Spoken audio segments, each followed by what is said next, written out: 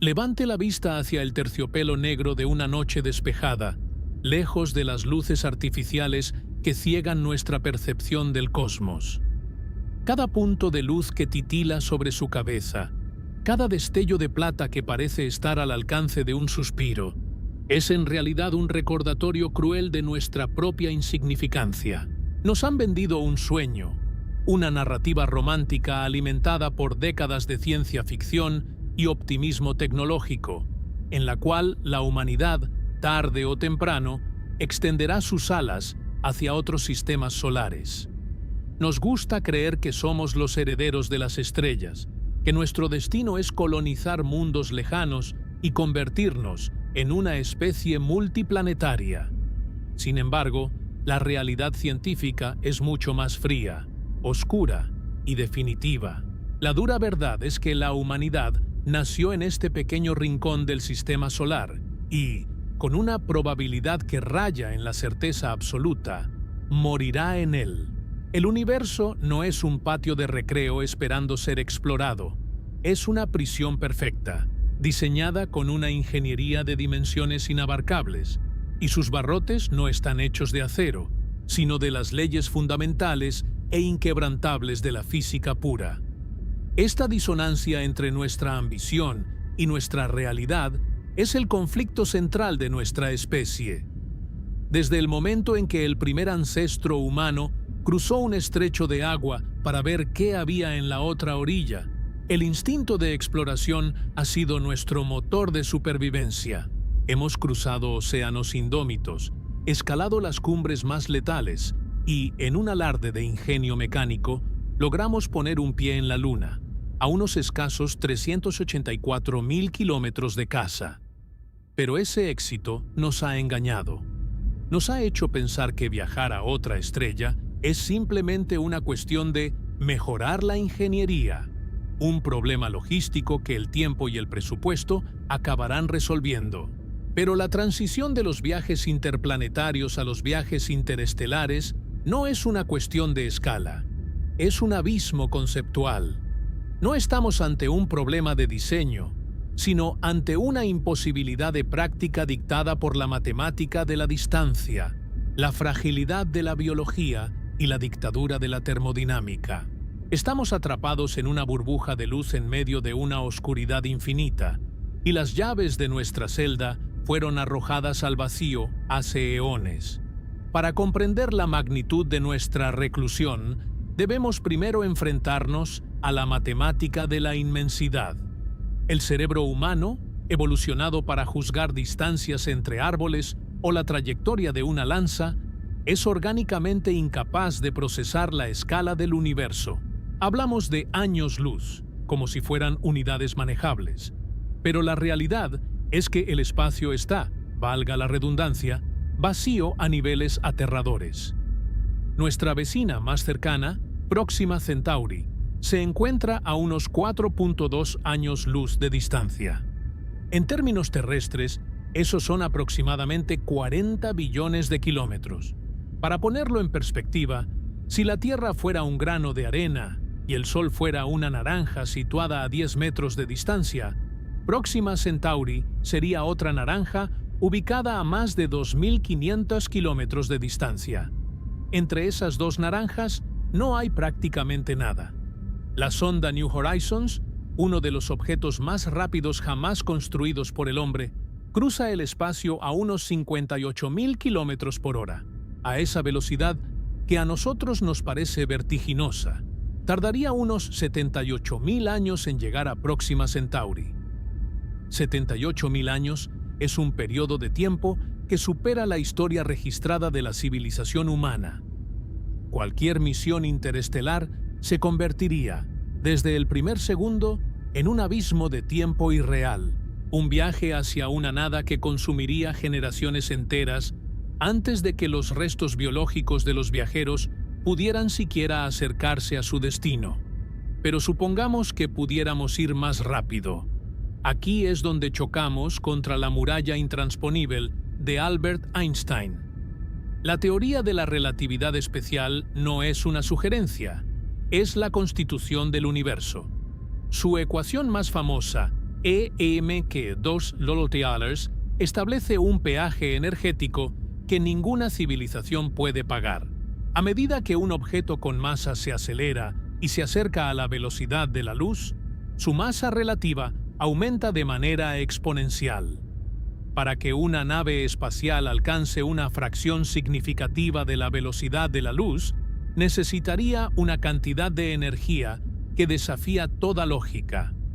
Acelerar una nave del tamaño de un portaaviones a solo el 10% de la velocidad de la luz requeriría más energía de la que consume toda la humanidad en un año. Y cuanto más nos acercamos al límite de los 300.000 kilómetros por segundo, más pesada se vuelve la nave, exigiendo aún más energía en un círculo vicioso que culmina en el infinito. Para alcanzar la velocidad de la luz, se necesitaría una cantidad infinita de energía, algo que el universo simplemente no permite. El cosmos tiene un límite de velocidad estricto, y nosotros estamos condenados a movernos a paso de tortuga en una autopista que no tiene fin. Aun si lográramos, por algún milagro tecnológico, burlar la demanda energética y acelerar una nave a velocidades relativistas, nos encontraríamos con el campo minado intergaláctico.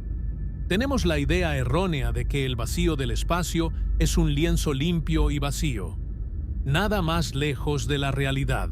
El espacio interestelar está impregnado de gas hidrógeno suelto y granos de polvo microscópico. A velocidades convencionales, estos elementos son inofensivos, pero a una fracción de la velocidad de la luz, la física de partículas convierte un simple átomo de hidrógeno en un proyectil de radiación gamma letal. Un grano de arena, chocando contra una nave que viaja al 20% de la velocidad de la luz, tendría la energía cinética equivalente a la detonación de varias toneladas de TNT. Viajar por el espacio interestelar a alta velocidad es como intentar atravesar una tormenta de arena con un traje de papel de seda. Cada impacto microscópico es una explosión nuclear en miniatura que erosiona el casco, destruye la electrónica y aniquila cualquier forma de vida en su interior. El vacío no es nuestro aliado. Es un medio denso y hostil que nos desintegraría mucho antes de que pudiéramos ver el brillo de un nuevo sol. Esto nos lleva a la fragilidad intrínseca del hardware humano. Somos criaturas biológicas, productos refinados de 3.000 millones de años de evolución bajo las condiciones específicas de la Tierra. Nuestro ADN, nuestras células y nuestros sistemas orgánicos están diseñados para operar bajo una gravedad constante, protegidos por un escudo magnético planetario y una atmósfera densa. El espacio profundo es el antónimo de la vida. La radiación cósmica de fondo, esos rayos de alta energía que atraviesan el metal como si fuera aire, fragmenta las cadenas de ADN humano, provocando cánceres fulminantes y daños neurológicos irreparables en cuestión de meses. La ausencia de gravedad, por otro lado, es una sentencia de muerte lenta. Los huesos se descalcifican hasta volverse quebradizos como el cristal, y los músculos, incluido el corazón, se atrofian hasta la inutilidad. La idea de naves generacionales, donde familias enteras vivirían y morirían en el tránsito hacia las estrellas, es una fantasía sociológica. El colapso psicológico de vivir en una caja de metal rodeada por el vacío absoluto, sumado a la degradación genética por la endogamia y la exposición constante a la radiación, convertiría a cualquier colonia en un grupo de mutantes moribundos mucho antes de completar el primer siglo de viaje. No estamos hechos de la materia de las estrellas, estamos hechos de la materia de la Tierra, y fuera de ella somos incompatibles con la existencia. Finalmente, debemos considerar el costo que quebraría a nuestro planeta. La termodinámica es una contabilidad implacable. Para enviar una misión tripulada a otra estrella, no solo necesitamos acelerar la nave, sino que debemos llevar suficiente combustible para frenarla al llegar al destino. El peso del combustible necesario para frenar una nave masiva aumenta exponencialmente la cantidad de combustible necesario para acelerarla inicialmente. Estamos hablando de una logística que requeriría tanques de combustible del tamaño de planetas pequeños.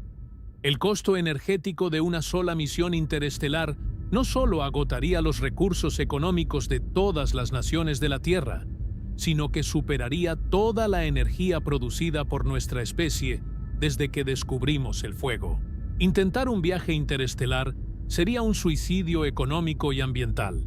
Estaríamos quemando nuestro propio hogar para lanzar una aguja en un pajar cósmico sin garantía alguna de éxito.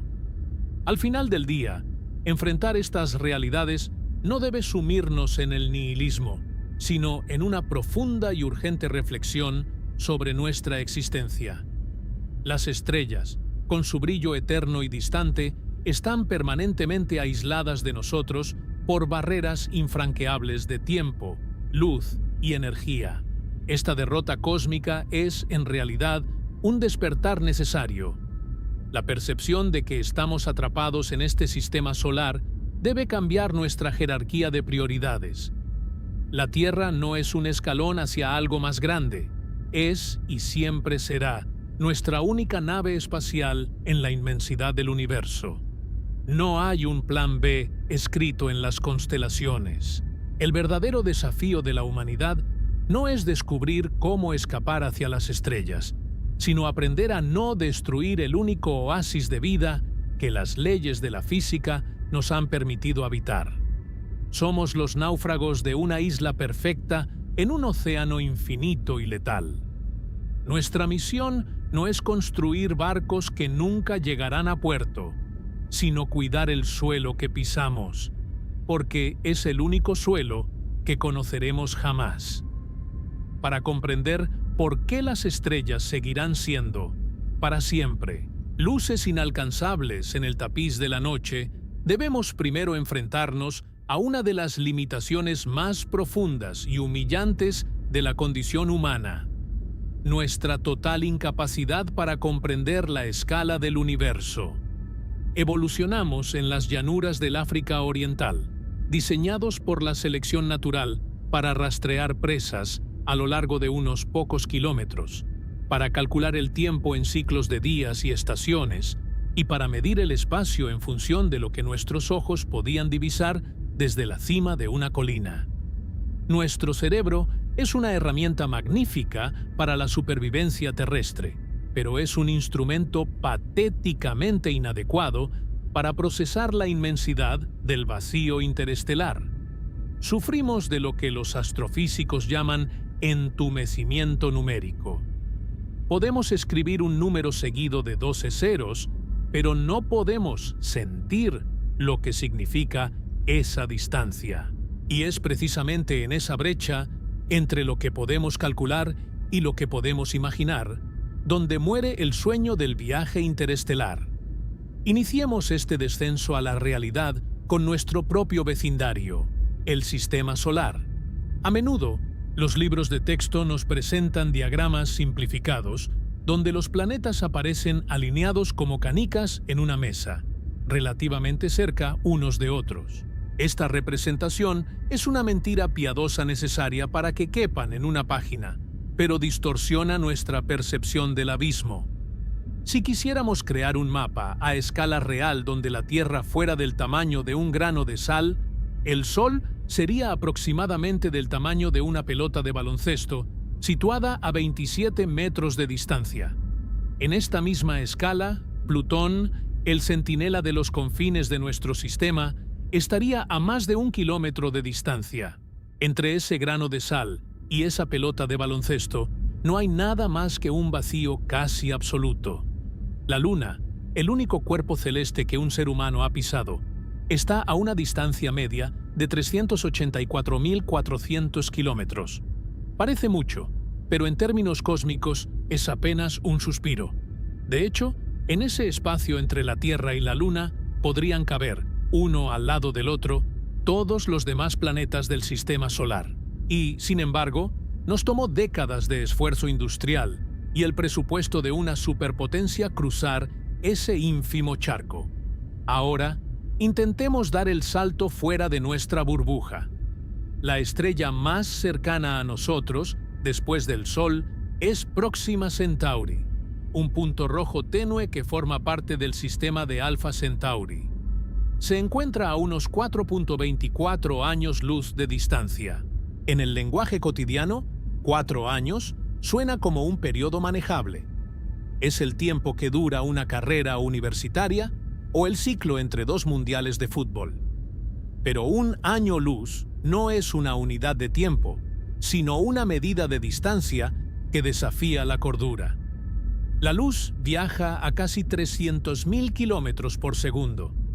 En el tiempo que le toma a usted parpadear, la luz ha dado la vuelta a la Tierra 7 veces. En un solo año, esa luz recorre 9.46 billones de kilómetros.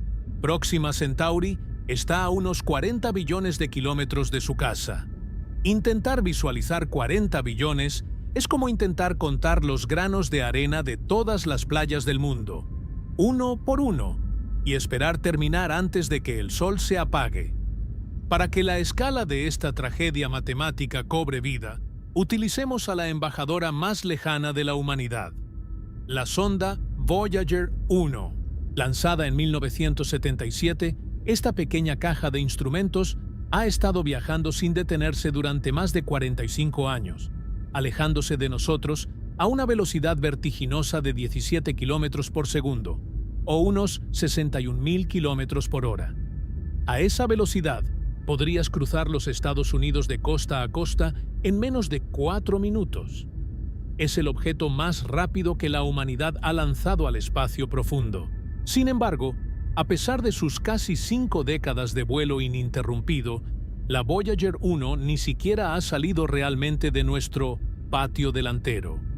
Si trazáramos el viaje de la Voyager 1 en un mapa donde la distancia entre la Tierra y el Sol fuera de 1 centímetro, la sonda apenas habría avanzado poco más de 1,5 metros en 46 años.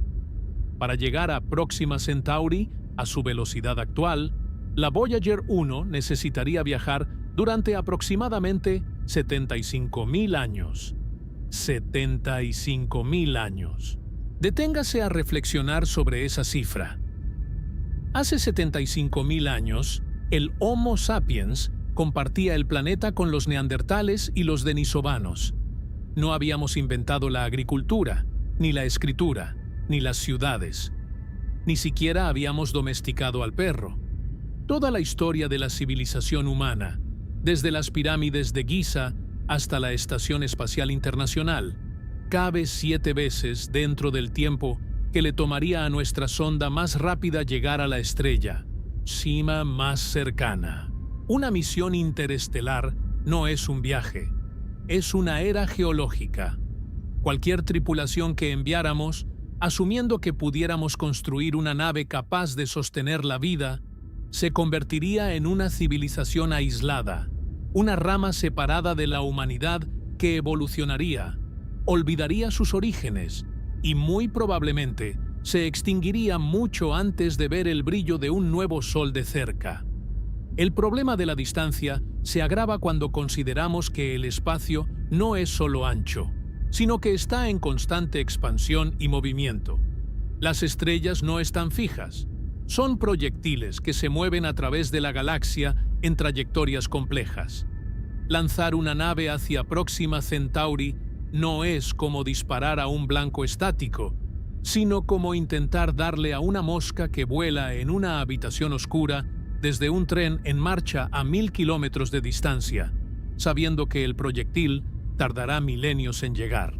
Cualquier error infinitesimal en el cálculo de la trayectoria inicial se traduciría, tras siglos de viaje, en un desvío de millones de kilómetros, condenando a la nave a vagar eternamente por el vacío negro, pasando de largo su destino sin posibilidad de corrección.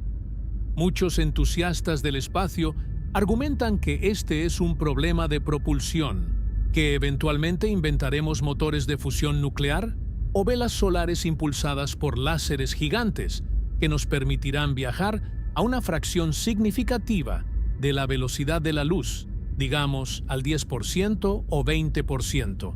Pero incluso En ese escenario hiperoptimista y actualmente teórico, el abismo matemático sigue siendo insalvable. Viajando al 10% de la velocidad de la luz, una proeza que hoy parece magia, el viaje a Próxima Centauri todavía tomaría 42 años. 42 años en una lata de metal, sin suministros externos, sin piezas de repuesto, sin posibilidad de rescate y bajo el bombardeo constante de la radiación. Y eso es solo para llegar a la estrella más cercana, que, por cierto, es una enana roja que probablemente ha frito cualquier planeta cercano con sus violentas llamaradas solares. Si quisiéramos llegar a un planeta verdaderamente habitable, similar a la Tierra, como Kepler 186f, tendríamos que viajar 500 años luz. A la velocidad de la luz, el límite absoluto del universo, el viaje tomaría 500 años. A las velocidades que razonablemente podríamos soñar alcanzar, el viaje duraría milenios. La matemática de la inmensidad nos dice que el universo no está diseñado para ser cruzado por entidades biológicas. La vida es un fenómeno local. Somos como hormigas en una isla en medio del Pacífico, mirando el horizonte y soñando con llegar al continente, sin entender que el océano que nos separa no tiene fin y que nuestra balsa de hojas se desintegrará mucho antes de que perdamos de vista nuestra propia orilla. El espacio interestelar es un desierto de una pureza aterradora. Entre las estrellas, la densidad de materia es de apenas unos pocos átomos por centímetro cúbico. Es un vacío tan perfecto que el calor no tiene dónde ir. La luz no tiene nada en qué rebotar y el silencio es absoluto. Para un ser humano, el tiempo es el recurso más valioso, pero el universo comercia en escalas de tiempo que nos vuelven irrelevantes. Incluso si pudiéramos resolver todos los problemas tecnológicos, la distancia misma actúa como un filtro de información que rompe la causalidad de nuestra especie. Si enviáramos una colonia a una estrella situada a 50 años luz de distancia, cualquier mensaje que nos enviaran tardaría 50 años en llegar. Una pregunta y su respuesta tomarían un siglo. Para cuando recibiéramos la noticia de que han aterrizado, la generación que los despidió en la Tierra habría muerto hace décadas, y la sociedad que los envió habría cambiado tanto que quizás ya ni siquiera le importara el resultado de la misión. La distancia interestelar no solo separa cuerpos, separa historias. Fragmenta la unidad de la especie. Al final, la matemática es la más cruel de las carceleras. No nos prohíbe mirar, nos permite ver miles de millones de mundos posibles a través de nuestros telescopios, alimentando nuestra curiosidad y nuestra ambición. Pero al mismo tiempo, coloca esos mundos detrás de una barrera de billones de kilómetros y milenios de tiempo. El universo nos ha dado una ventana para observar las estrellas, pero ha cerrado la puerta con llave. Nos ha permitido ser conscientes de la inmensidad, pero nos ha condenado a ser espectadores perpetuos. Cada vez que calculamos la distancia a otro sistema solar, el resultado es el mismo. No es un problema de ingeniería, es un veredicto. El espacio es demasiado grande, el tiempo es demasiado corto, y nosotros somos demasiado pequeños. El abismo no es algo que se pueda cruzar, es algo que simplemente está ahí, recordándonos que nuestra existencia es un milagro geográficamente confinado. Las estrellas no son destinos, son fronteras matemáticas que la biología nunca podrá romper. Si la inmensidad del espacio, con sus billones de kilómetros de vacío absoluto, representara la cerradura de nuestra celda, entonces la teoría de la relatividad especial de Albert Einstein es el acero reforzado de los barrotes. A menudo, en nuestra arrogancia tecnológica, tendemos a ver las leyes de la física como simples desafíos de ingeniería que aún no hemos descifrado, como si la naturaleza fuera un código que tarde o temprano terminaremos por hackear. Sin embargo, La física no es un obstáculo que se pueda rodear con ingenio, es la gramática misma del universo. Y esa gramática dicta una regla final, cruel y absolutamente inamovible. Nada que posea masa puede alcanzar, y mucho menos superar, la velocidad de la luz. Este no es un límite arbitrario establecido para fastidiar a los futuros exploradores. Es una consecuencia fundamental de cómo están tejidos el espacio, el tiempo y la energía en una sola entidad. Para entender la magnitud de esta muralla, debemos desaprender la forma en que percibimos el movimiento en nuestra vida cotidiana. En el mundo que nuestros sentidos perciben, las velocidades son aditivas y lineales.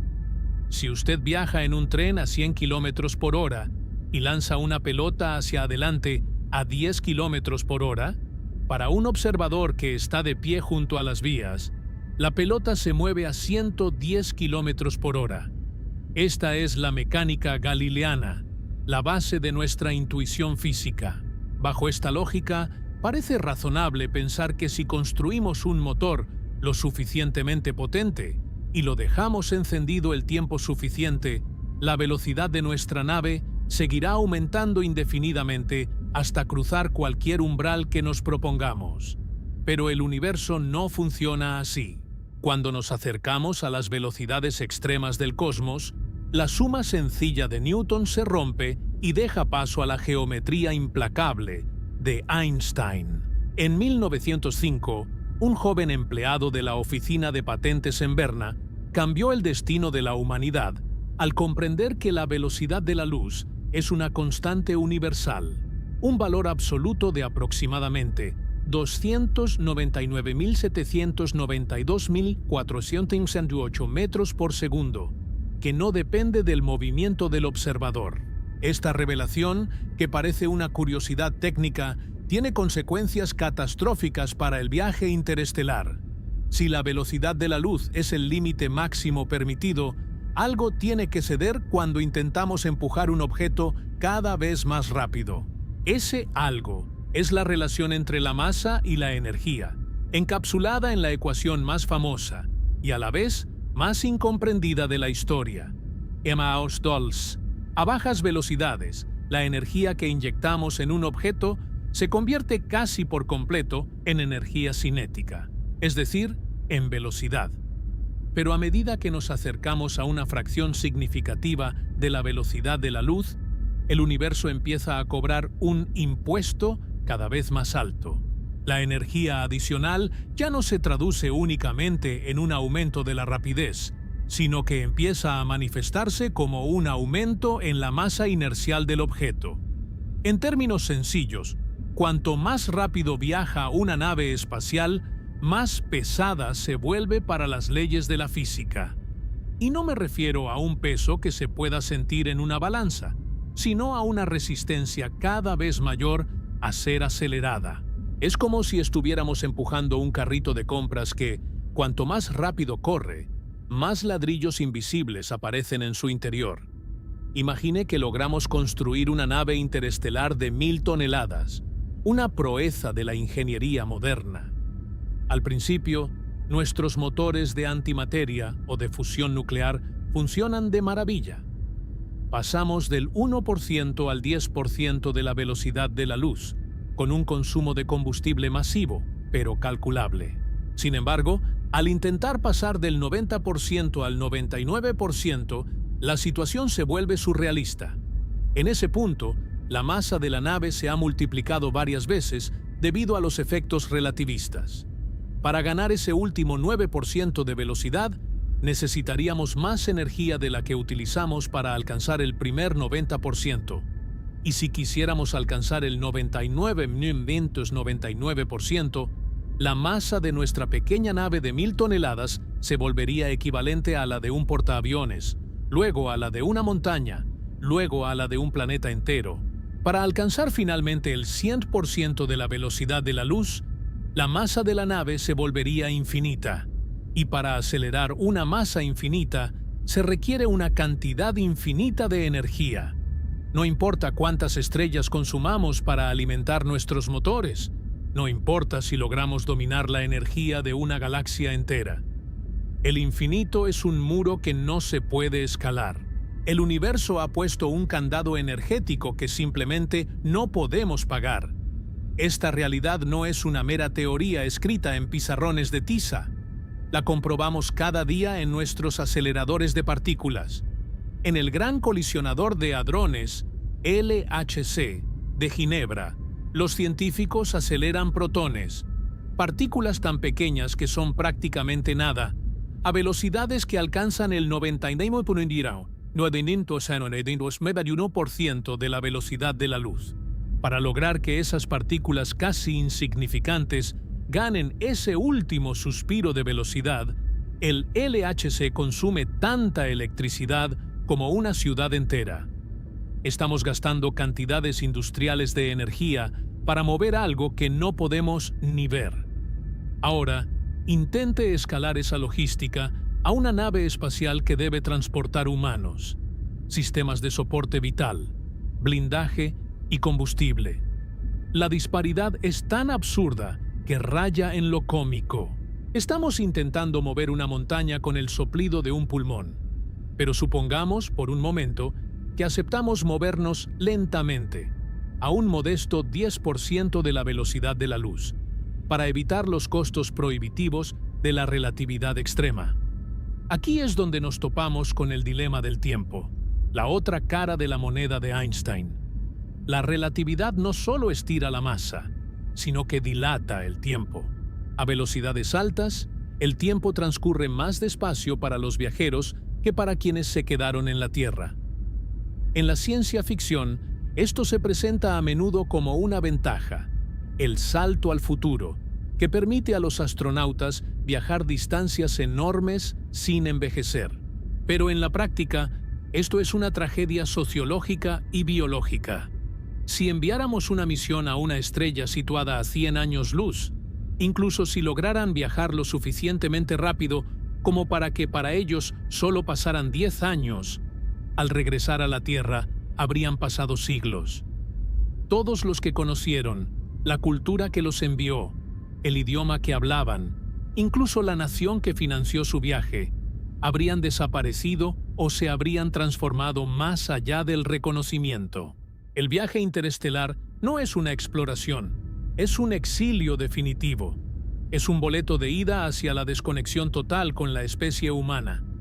Una civilización que envía exploradores interestelares es una civilización que está arrojando sus recursos al vacío, sabiendo que nunca recibirá un retorno de esa inversión que sea útil para la sociedad que la originó. La dilatación del tiempo rompe el tejido de la causalidad social. Además, existe el problema técnico insuperable de la propulsión. Para acelerar una nave a velocidades relativistas, necesitamos un motor que expulse algo hacia atrás a velocidades igualmente extremas. La ecuación del cohete de Tsiolkovsky, la ley fundamental que rige todo lo que lanzamos al espacio, nos dice que la cantidad de combustible necesaria aumenta de forma exponencial, con el cambio de velocidad deseado. Si quisiéramos llevar una nave tripulada a una fracción importante de la velocidad de la luz, usando los combustibles químicos actuales, necesitaríamos un tanque de combustible más grande que el universo observable.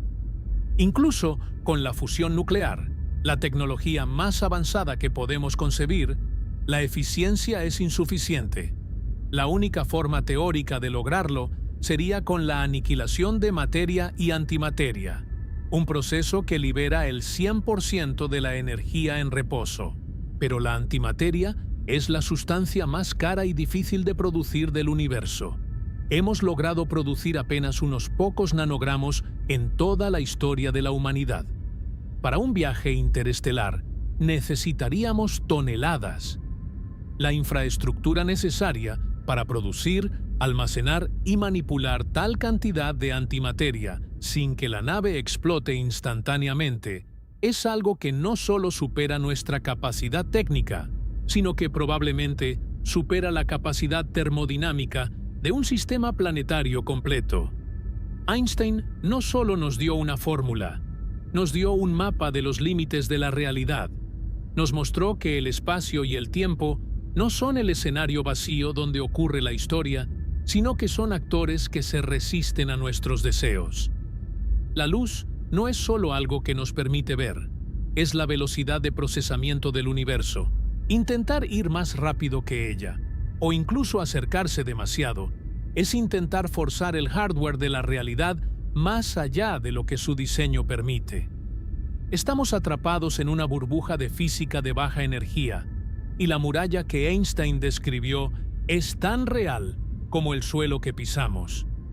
No es que no seamos lo suficientemente inteligentes para romperla, es que la estructura misma del cosmos prohíbe que se rompa.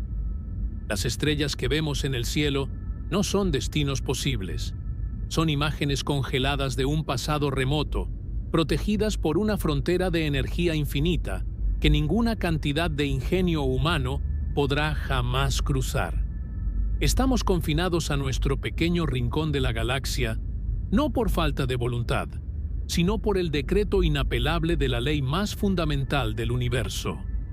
A menudo, cuando imaginamos el espacio exterior, nuestra mente evoca la imagen de un vacío prístino, un lienzo de negrura absoluta e imperturbable donde no hay nada que se interponga entre nosotros y las estrellas. Esta es la visión que la ciencia ficción nos ha grabado a fuego. Naves surcando el cosmos con la elegancia de un velero en un lago en calma, donde el mayor peligro es un encuentro fortuito con un asteroide gigante o un agujero negro. Sin embargo, esta es quizás la simplificación más peligrosa de todas. El espacio interestelar no está vacío, no es una nada inerte, es, en realidad, un medio denso, activo y profundamente hostil que se transforma en un campo minado de proporciones apocalípticas en el momento en que intentamos movernos a través de él a velocidades significativas. El vacío es una ilusión, y para una nave interestelar, esa ilusión es una trampa mortal. Para comprender este peligro, debemos analizar la composición de lo que los astrónomos llaman el medio interestelar, ISM, por sus siglas en inglés. Aunque es billones de veces menos denso que la atmósfera terrestre, el espacio entre las estrellas está impregnado de gas y polvo. Predominantemente, se trata de átomos de hidrógeno y helio, remanentes del Big Bang o expulsados por estrellas moribundas, junto con trazas de elementos más pesados. También hay granos de polvo interestelar, partículas microscópicas de silicatos, grafito y hielo que flotan en la oscuridad. En promedio, hay un átomo de hidrógeno por cada centímetro cúbico de espacio. A las velocidades a las que nos movemos hoy, como los 17 kilómetros por segundo de la sonda Voyager, este gas es tan tenue que resulta prácticamente inexistente. Es como un fantasma que atraviesa la nave sin dejar rastro. Pero la física tiene una forma cruel de cambiar las reglas del juego cuando la velocidad entra en la ecuación de manera exponencial. El problema fundamental reside en la energía cinética, cuya fórmula K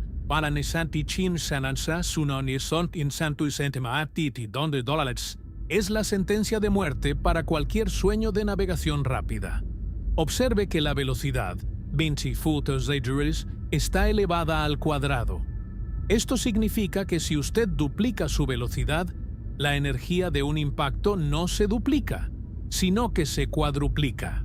Si viaja 10 veces más rápido, el impacto es 100 veces más potente. Ahora, elevemos esto a las escalas necesarias para un viaje interestelar. Si quisiéramos llegar a Próxima Centauri en un tiempo humano razonable, tendríamos que viajar al menos al 10% o 20% de la velocidad de la luz, unos 30.000 a 60.000 kilómetros por segundo. A estas velocidades, el vacío deja de ser vacío y se convierte en un muro sólido de radiación y proyectiles. Empecemos con lo más pequeño, los átomos de hidrógeno.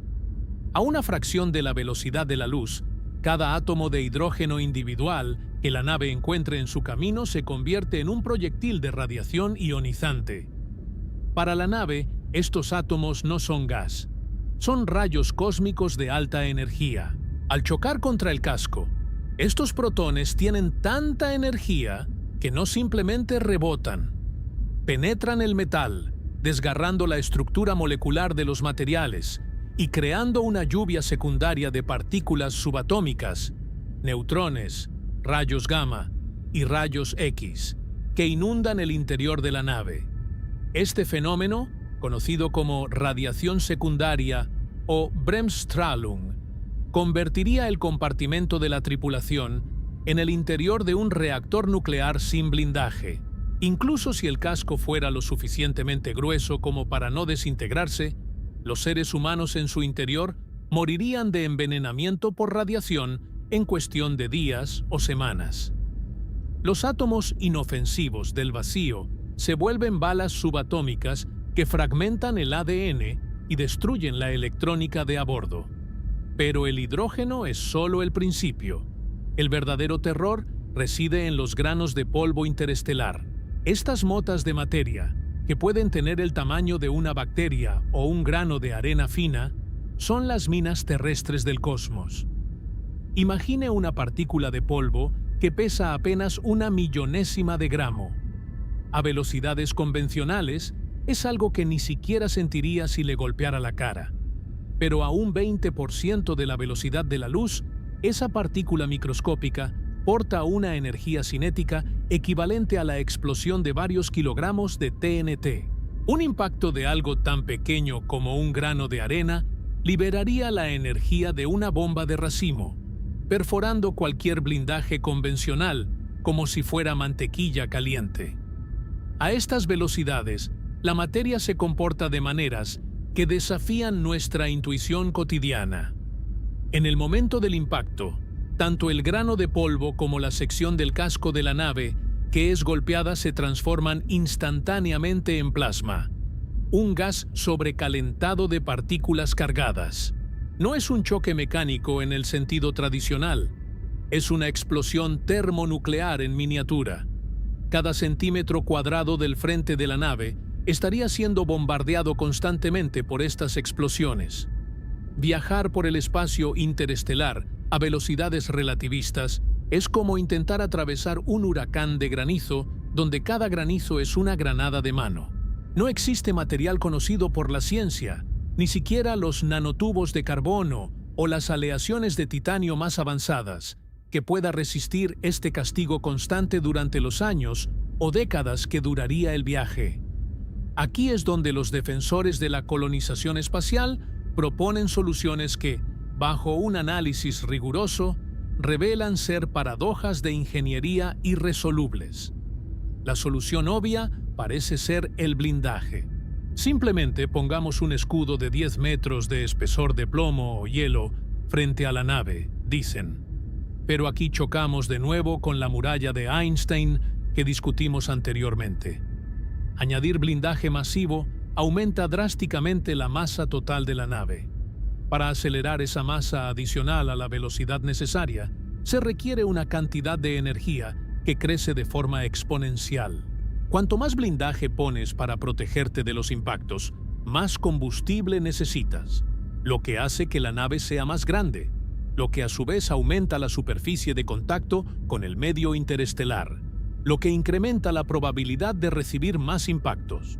Es un círculo vicioso de diseño que termina en una nave tan pesada que nunca podría acelerar, o tan frágil que se desintegraría al primer encuentro con una nube de polvo. Otra propuesta teórica son los escudos magnéticos, similares al campo magnético de la Tierra que nos protege del viento solar. Sin embargo, para desviar partículas que se mueven al 20% de la velocidad de la luz, necesitaríamos imanes con una potencia que hoy solo podemos generar en instalaciones del tamaño de ciudades, como el CERN, y que requieren sistemas de enfriamiento criogénico masivos. E incluso un escudo magnético solo desviaría partículas cargadas como los protones de hidrógeno. No tendría ningún efecto sobre los granos de polvo neutros, que seguirían impactando contra la nave con la misma furia destructiva. Existe además un fenómeno más sutil pero igualmente letal: la erosión relativista. Incluso si lográramos evitar impactos de granos de polvo grandes, el bombardeo constante de átomos individuales actuaría como una lijadora de chorro de arena a escala atómica. Con el paso de los años, las capas exteriores del casco de la nave serían literalmente evaporadas átomo por átomo. Este proceso de erosión no solo debilitaría la integridad estructural de la nave, sino que alteraría sus propiedades térmicas y ópticas. Una nave que partiera de la Tierra con un casco reluciente llegaría a su destino, si es que llegara, como un esqueleto corroído, con sus sistemas de comunicación destruidos y sus sensores cegados por la abrasión constante del vacío, que, irónicamente, resultó ser demasiado lleno. Para visualizar la escala de este desastre, imaginemos una analogía terrestre. Imagine que usted decide cruzar el océano en una lancha motora, pero en lugar de agua, el océano está lleno de fragmentos de cristal suspendidos. Si usted se mueve despacio, a la velocidad de un nadador, los cristales simplemente rozan el casco sin hacer daño. Pero si usted intenta cruzar el océano a 1000 kilómetros por hora, esos mismos fragmentos de cristal se convierten en una fuerza abrasiva que desintegrará la lancha en cuestión de segundos. El espacio interestelar es ese océano de cristal. Y nosotros estamos intentando construir naves que viajen a velocidades para las que la materia misma no está preparada. Este campo minado, invisible, dicta una conclusión sombría. El universo tiene un sistema de defensa pasiva contra las especies que intentan salir de su sistema solar. Las distancias no son el único problema. El contenido de esas distancias es una barrera física activa.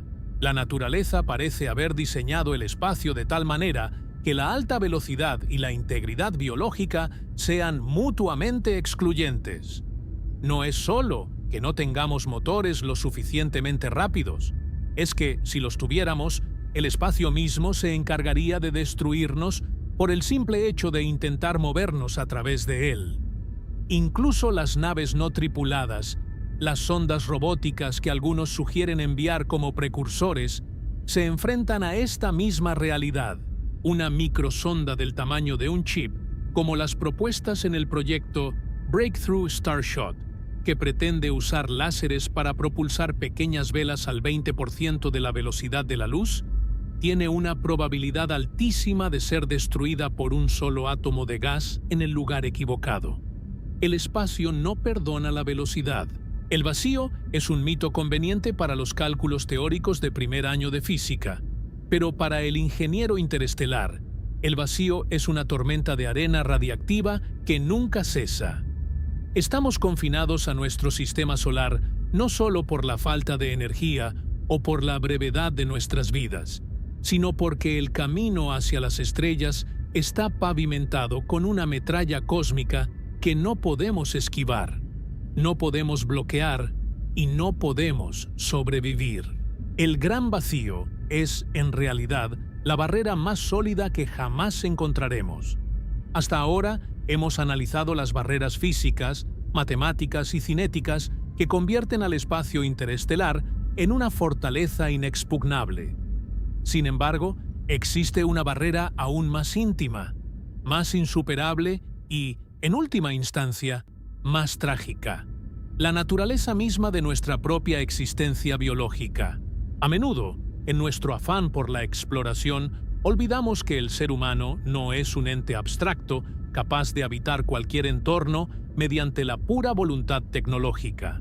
Somos, en realidad, un artefacto biológico exquisitamente calibrado, el resultado de casi 4.000 millones de años de evolución bajo las condiciones hiperespecíficas de un único planeta.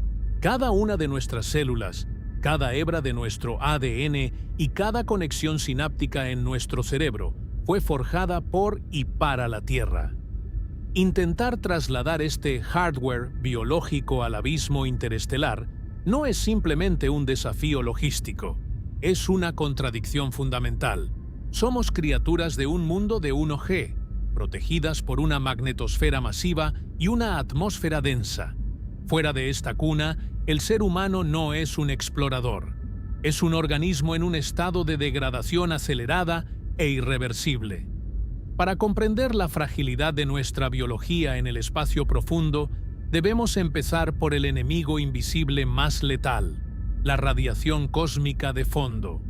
En la Tierra, vivimos protegidos por un escudo doble, el campo magnético del planeta, que desvía las partículas cargadas, y la atmósfera, que actúa como el equivalente a una capa de hormigón de 10 metros de espesor sobre nuestras cabezas. En el espacio interestelar, esta protección desaparece por completo. No estamos hablando de la radiación solar, que puede mitigarse con blindaje convencional, sino de los rayos cósmicos galácticos, GCR. Estas son partículas, núcleos de átomos pesados como el hierro, que han sido aceleradas a velocidades cercanas a la de la luz por supernovas en los rincones más remotos de la galaxia. Cuando un rayo cósmico galáctico atraviesa el casco de una nave y golpea el cuerpo de un astronauta, no actúa como un simple rayo X. Es más parecido a una bala subatómica de alta energía. Al chocar con las moléculas de agua y las proteínas de nuestras células, estas partículas desgarran los enlaces químicos y fragmentan las hélices del ADN. El problema es que el cuerpo humano tiene mecanismos de reparación para daños leves, pero no para este bombardeo masivo y constante. Las rupturas de doble cadena en el ADN provocadas por los GCR son extremadamente difíciles de reparar correctamente, lo que conduce inevitablemente a mutaciones genéticas, cánceres fulminantes y una degradación cognitiva catastrófica. Estudios recientes sugieren que, en un viaje interestelar, las neuronas de los astronautas sufrirían una erosión tal que, mucho antes de llegar a su destino, la tripulación padecería una forma de demencia inducida por el espacio, perdiendo la capacidad ejecutiva necesaria para operar la propia nave. No seríamos conquistadores de mundos, seríamos pacientes terminales vagando en una tumba de metal. A esto debemos sumar la traición de la microgravedad o la ausencia total de peso. El cuerpo humano es un sistema dinámico que utiliza la gravedad terrestre como una señal de mantenimiento constante. Sin el tirón de 9.8 metros por segundo cuadrado, el organismo asume que gran parte de su estructura es innecesaria. Los huesos, que en la Tierra son tejidos vivos que se regeneran constantemente, comienzan a perder densidad a un ritmo alarmante, entre un 1% y un 2% cada mes. En un viaje que dure décadas, los astronautas sufrirían una osteoporosis tan severa que sus esqueletos se volverían tan frágiles como el cristal. Sus huesos se desmoronarían bajo la más mínima presión si alguna vez intentaran volver a caminar sobre una superficie planetaria. Pero la atrofia ósea es solo la superficie. El sistema cardiovascular, diseñado para bombear sangre contra la gravedad hacia el cerebro, se desorienta por completo. Los fluidos corporales se desplazan hacia la parte superior del cuerpo, aumentando la presión intracraneal y deformando los globos oculares, lo que provoca una pérdida progresiva de la visión. El corazón, al no tener que trabajar para vencer la gravedad, se encoge y pierde masa muscular. Los músculos de las piernas y la espalda se evaporan. Incluso con regímenes de ejercicio extenuantes, la degradación es inevitable. Somos como peces que intentan vivir fuera del agua. Podemos aguantar la respiración y dar algunos saltos en la arena, como hicimos en la Luna. Pero no podemos pretender que la arena sea nuestro nuevo hogar permanente sin dejar de ser lo que somos. Aquí es donde los teóricos proponen la gravedad artificial mediante la rotación de la nave, creando una fuerza centrífuga que simule el peso.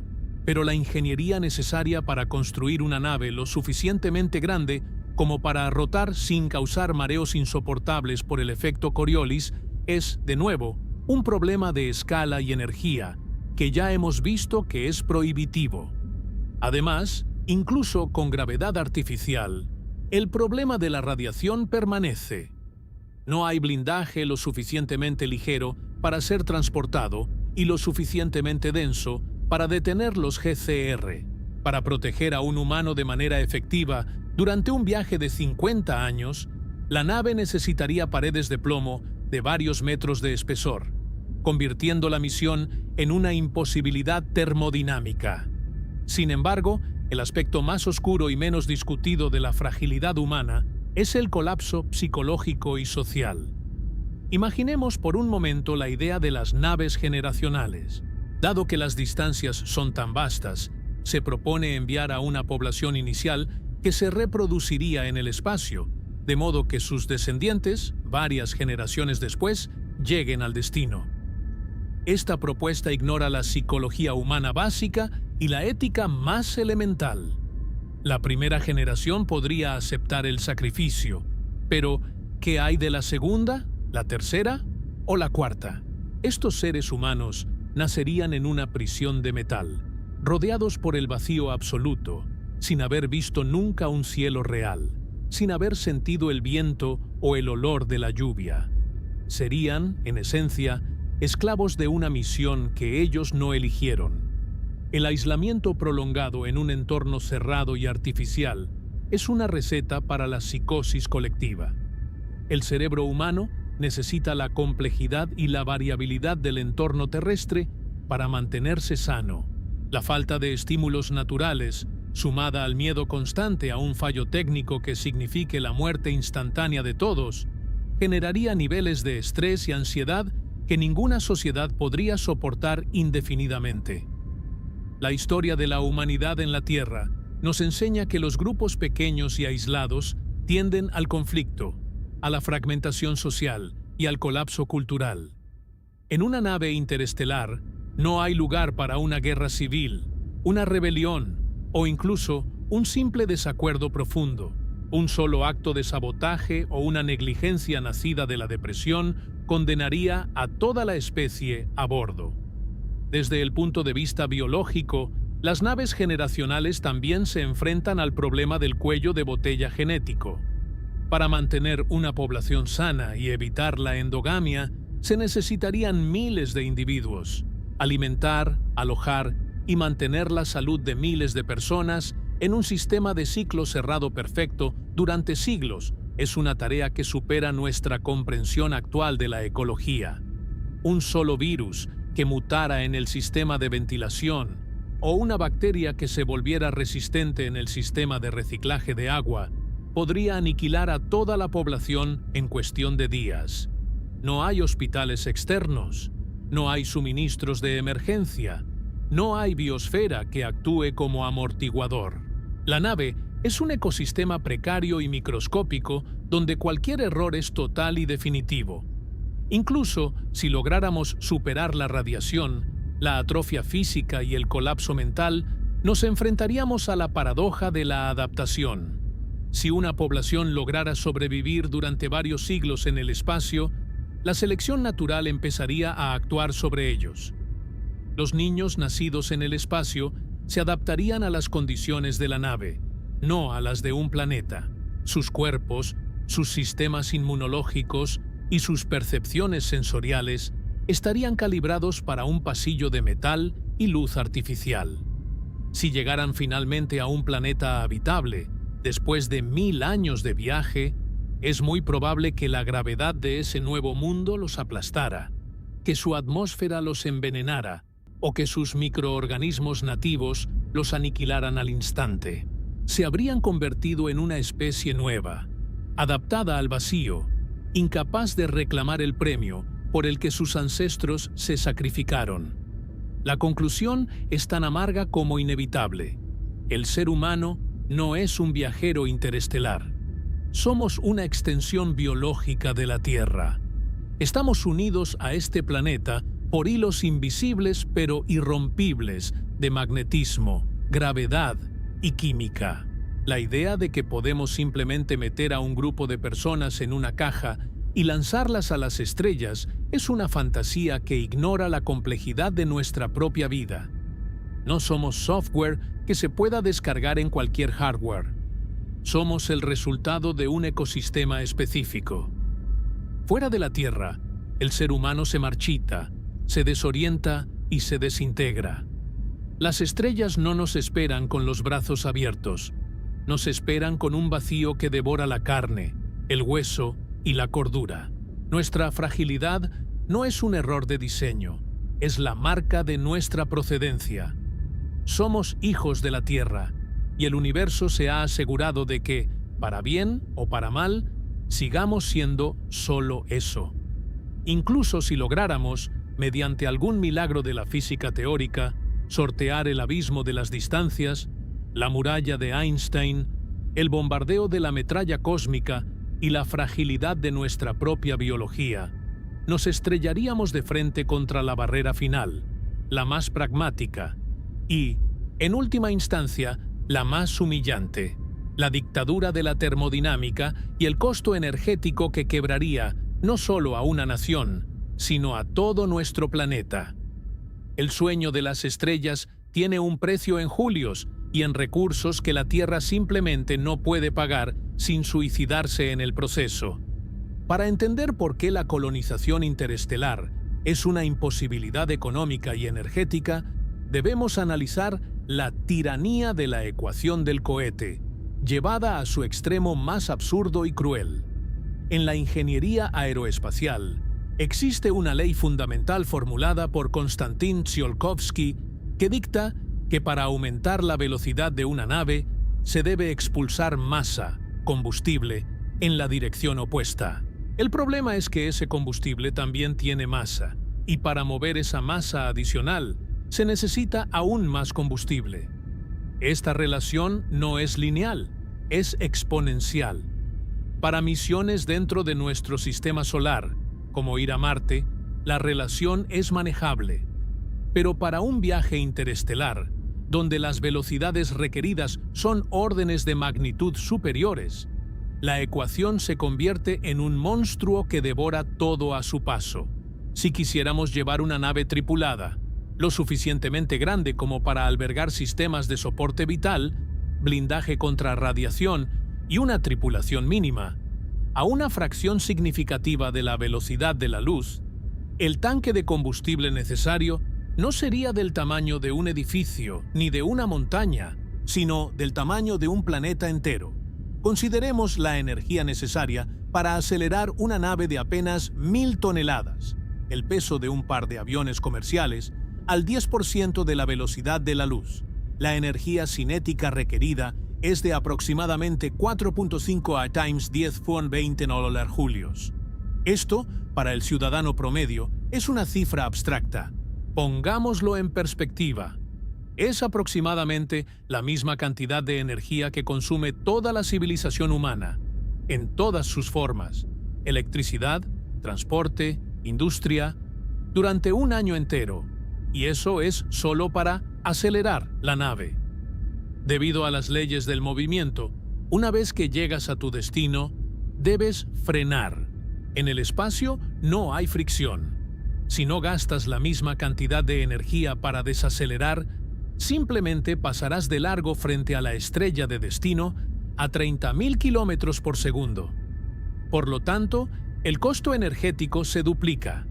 Pero no es una duplicación simple, porque para tener energía para frenar al final del viaje, la nave debe haber transportado todo ese combustible durante todo el trayecto, lo que significa que la energía necesaria para la aceleración inicial debe aumentar para mover el combustible que se usará al final. Este balance energético nos lleva a una conclusión aterradora. El costo de una sola misión interestelar de ida y vuelta, o incluso de una sola dirección con frenado, requeriría la producción total de energía de la Tierra durante siglos. Estaríamos hablando de desviar cada vatio generado por cada panel solar, cada reactor nuclear y cada turbina eólica del planeta hacia un único proyecto que no beneficiaría a nadie en la Tierra durante generaciones. Es un suicidio económico. Ninguna estructura social, política o económica puede sobrevivir a una inversión de tal magnitud sin colapsar. Una civilización que gasta toda su energía en enviar a un puñado de individuos a otra estrella es una civilización que se condena a la oscuridad y a la miseria en su mundo de origen. Es el equivalente a que una aldea medieval quemara todas sus casas, sus herramientas y sus reservas de grano para construir una sola flecha de oro y lanzarla al horizonte. Pero la imposibilidad no es solo financiera o energética, es termodinámica. Según la segunda ley de la termodinámica, ninguna conversión de energía es 100% eficiente. Siempre hay una pérdida en forma de calor. Para manejar las cantidades de energía necesarias para la propulsión interestelar, la nave generaría un calor tan inmenso que se fundiría a sí misma a menos que tuviera radiadores del tamaño de continentes. El simple acto de intentar correr hacia las estrellas nos convertiría en una supernova artificial. El universo parece haber puesto un límite de velocidad no solo en la luz, sino en la capacidad de cualquier sistema biológico para manipular la energía necesaria para cruzar el vacío sin incinerarse en el intento. Llegados a este punto, después de recorrer los pasillos de esta prisión perfecta hecha de matemáticas, física y biología, debemos enfrentar la conclusión de nuestra historia.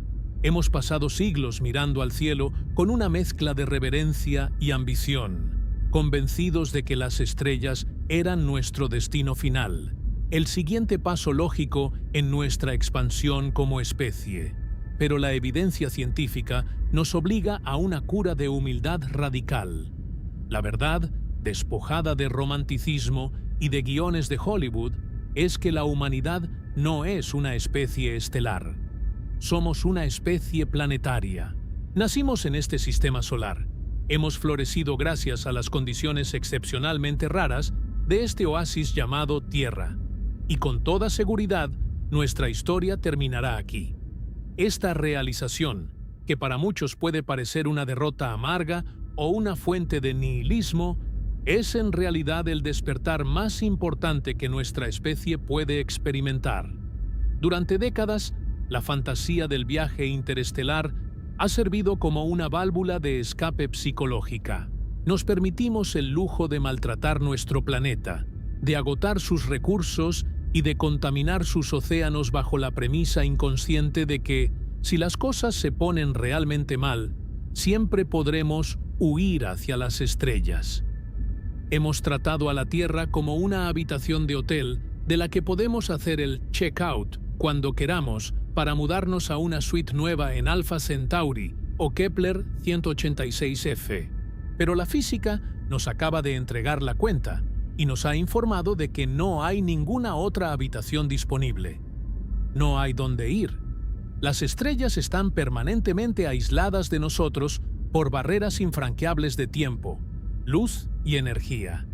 Este aislamiento no es un error del universo, es una característica de su diseño. Al hacernos imposible salir de nuestro sistema solar, el cosmos nos está obligando a mirar hacia abajo, hacia el suelo que pisamos. Nos está diciendo que la Tierra no es un trampolín, sino que es todo lo que tenemos. Es nuestra única nave espacial, una esfera de roca y agua que viaja a través de un vacío letal, protegida por una fina capa de gas y un campo magnético que no podemos replicar. Darnos cuenta de que estamos presos en este rincón de la galaxia debería transformar nuestra visión del mundo de manera inmediata y urgente. Si las estrellas son inalcanzables, entonces cada centímetro cuadrado de la Tierra se vuelve infinitamente más valioso. Si no podemos emigrar a otros mundos, entonces la preservación de este mundo no es solo una opción ética o política, sino un imperativo de supervivencia absoluta. El verdadero desafío de la humanidad no es desarrollar motores de antimateria o naves generacionales. El verdadero desafío es aprender a vivir en equilibrio con el único sistema biológico que nos permite existir. El gran filtro del que hablan los astrónomos esa barrera que parece impedir que las civilizaciones se conviertan en imperios galácticos, puede que no sea una guerra nuclear o una plaga, sino simplemente la física. Quizás todas las civilizaciones inteligentes en el universo llegan a la misma conclusión, que el viaje interestelar es una quimera y que la única forma de perdurar es cuidar el hogar natal. Imagine la soledad de nuestra especie en la inmensidad del vacío. Somos una conciencia colectiva que ha despertado en un pequeño punto azul, rodeada de billones de kilómetros de nada hostil. Esa soledad no debe ser motivo de desesperación, sino de una solidaridad profunda. Todos los seres humanos que han vivido, todos los que viven hoy y todos los que vendrán, comparten este mismo destino geográfico. No somos ciudadanos de diferentes naciones que compiten por recursos. Somos los pasajeros de una única balsa en un océano infinito, y no hay barcos de rescate en el horizonte. Al final, el silencio de las estrellas es un espejo. Nos devuelve la imagen de nuestra propia fragilidad y de nuestra increíble suerte. El hecho de que la vida exista aquí, protegida por las mismas leyes de la física que nos impiden salir, es el milagro más grande que jamás conoceremos. Las barreras que Einstein, la termodinámica y la biología han construido a nuestro alrededor son, en realidad, los límites de nuestro jardín. Podemos pasar el resto de nuestra existencia lamentándonos porque no podemos saltar la cerca para explorar el desierto exterior. O podemos dedicar nuestra inteligencia y nuestra energía a cultivar el jardín para que dure 1.000.000 de años. Las estrellas seguirán allí, brillando en la noche, hermosas e indiferentes a nuestros deseos. Seguiremos enviando sondas robóticas que tardarán milenios en llegar a ninguna parte, y seguiremos apuntando nuestros telescopios hacia lo profundo del tiempo para intentar comprender el origen de todo. Pero debemos hacerlo con la madurez de quien sabe que está observando un tesoro que no puede tocar. La madurez de aceptar que nuestra grandeza no se medirá por cuántos mundos conquistamos, sino por cómo protegimos el único mundo que se nos dio. La Tierra es nuestro principio y será nuestro fin. Y en la aceptación de esa clausura cósmica reside nuestra verdadera libertad. El viaje más importante no es hacia afuera, hacia el vacío negro, sino hacia adentro, hacia la comprensión de que este pequeño oasis es, y siempre será, nuestro único y definitivo hogar en el universo.